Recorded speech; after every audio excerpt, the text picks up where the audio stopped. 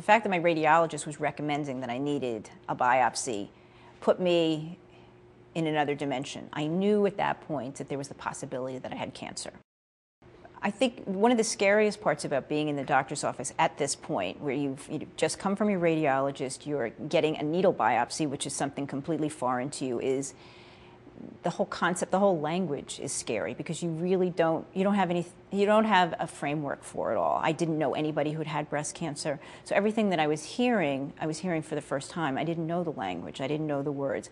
Since I've had my procedure, I've had so many friends who have had to have biopsies, and they've had core biopsies, they've had guided needle biopsies, they've had much more detailed type of testing than I did. I didn't realize at the time, but I was very lucky that I just had this simple needle aspiration. They took out the cells, and that was it. It wasn't all that painful.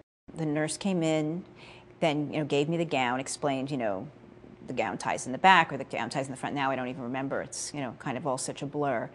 And then he came back into the room, showed me the needle, which was rather large and ominous looking, but he used a local anesthetic, and he told me it was going to be very quick, and it was actually very quick. I just closed my eyes, and before I knew it, it was over. And then then the worst part really started, because then you have to wait for the results.